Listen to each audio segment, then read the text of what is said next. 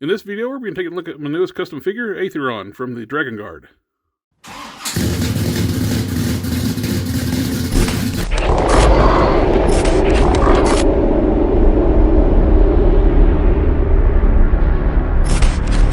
You may have seen some work on this figure, some on the channel. I've done some customizing sessions, doing some of the sculpt work, like on the boots and on the loincloth. Last week I was feeling a little inspired and kicked out a lot of extra work on this figure. I was wanting to literally push to get this one finished up. So I ended up sculpting the whole chest harness and the scale mail, resculpting these forearm pieces, getting the fur on the boots down here and on the gauntlets. And overall, I'm really happy with how this thing's turned out. The scale mail was a chore. I've never done scale mail before. Now ordered these little diamond-shaped crystals from Amazon. A good while back. I was thinking these would make great scale mail, and they did. They do look really good. I started from the bottom and I worked my way up, and diagonal patterns to get it look like the scale is overlaying each other, which it is. But getting this to work, these are very delicate, and every time I had to figure out a method how to glue these on. I had to basically put a drop of glue down, stab each individual diamond, drop it in the glue, then press and hold. Then keep doing that over and over and over and over and over, front and back. But the result is beautiful work. These scales work perfect for this. For the shoulder pauldron, I actually did this in a couple of steps. I sculpted the original one out of Abe's Fix-It. Then I made a press mold where it's thicker, where it's a solid piece of resin, and I can Dremel out a piece where I can put a peg hole in.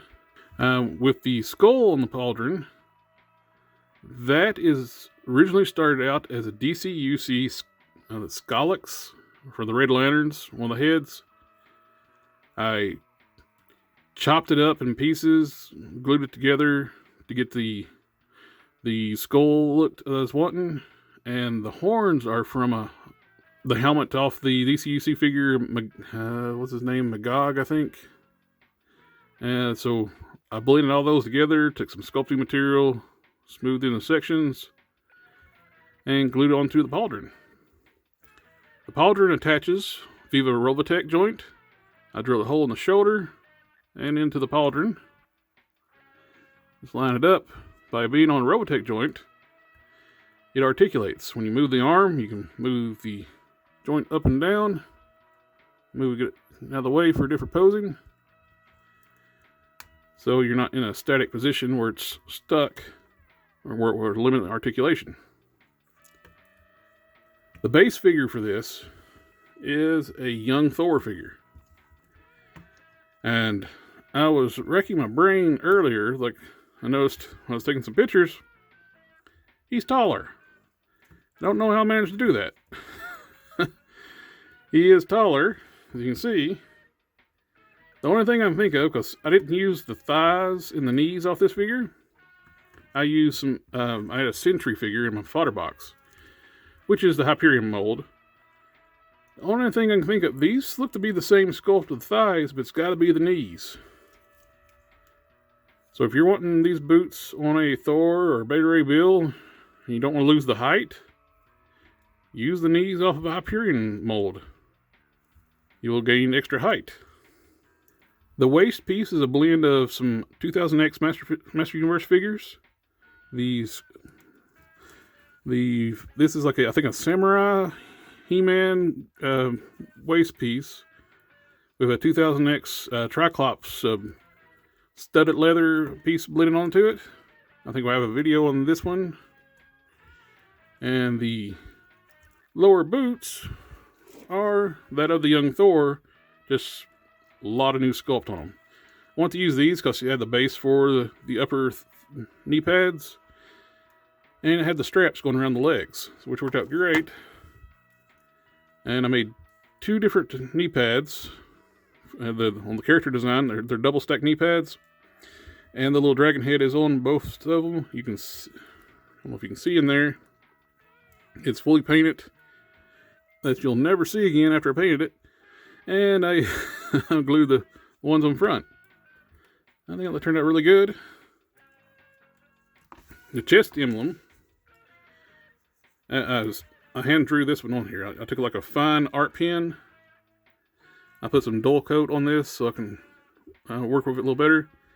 And I just pulled up a reference picture and I just drew the dragon skull emblem onto the center red jewel. Same with the belt on the belt. The sword itself is basically a temporary placeholder. I'm eventually going to fabricate a full-on sword that matches the artwork better. And if you haven't checked out the Dragon Guard, I'll put a link down below. The artwork is phenomenal. It's like a throwback to like a modern style comic book art. Really good art. And it's like sword and sorcery, throwback to the 80s action comics. It looks really good. I got my copies, on order, and I like it so well, I made a new figure. The armor goes around on the back. This is I used the sculpting material for doing the armor was Procreate, or Procreate, or however you pronounce that. It's Procreate, but I'm not sure how you pronounce that. Is it Procreate? Procreate? Let me know down below. Same way on the head. Let's pop the head off. The head is the young Thor head, but different hair. And I sculpted the forehead crown piece. I repainted the face, the eyes. The hair is from a movie Thor. It's from the Lady Sith and Thor 2-pack. Those were at Walgreens for cheap, like $13, and this is the perfect hair sculpt for Aethyron. And resculpted the ears to give them like the elvish style ears. I think all that turned out really good. I got the forehead crest piece textured really nice. And let's see, what else we got on here?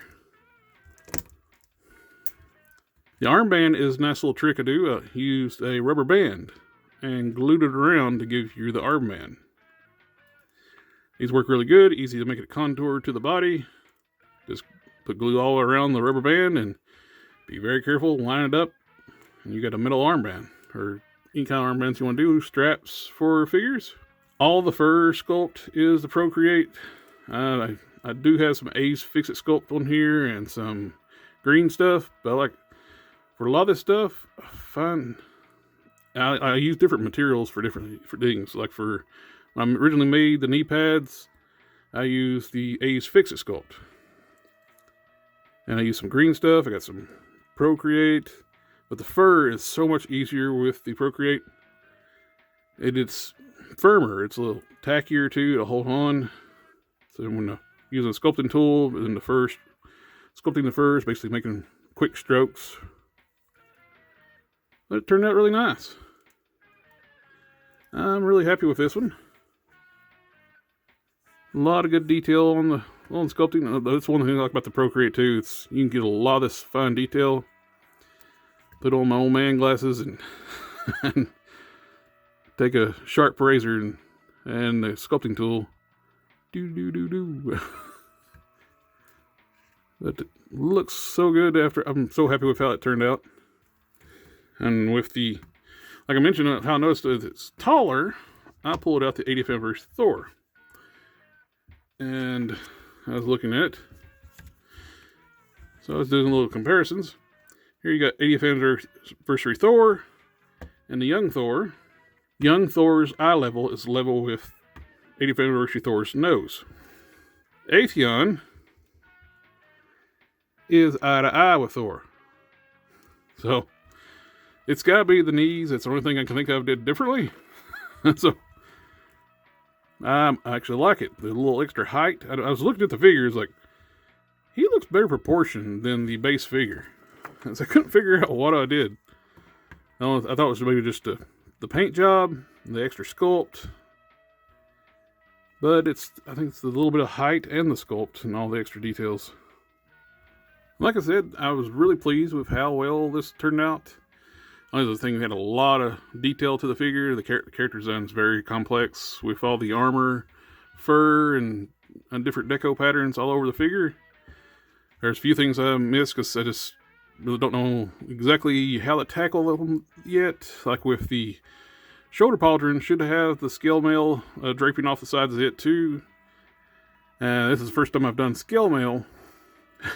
And I didn't quite know how to make a draping scale mail off the shoulder pauldron. Maybe I'll take that another time. Try to figure that out. Maybe glue some scales to some fabric. I'm not sure. Or we're going to find some fabric that mimics the scales or something that would work pretty good too.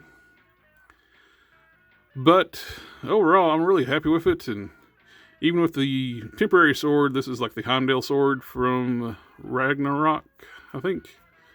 Or from the Thor 2-pack, same sword. I'll eventually fabricate a dedicated Aethyron sword, Dragon Guard sword. But it does the job. I did change the color a little bit. I made it a little more copper. Then over the real pale gold it was.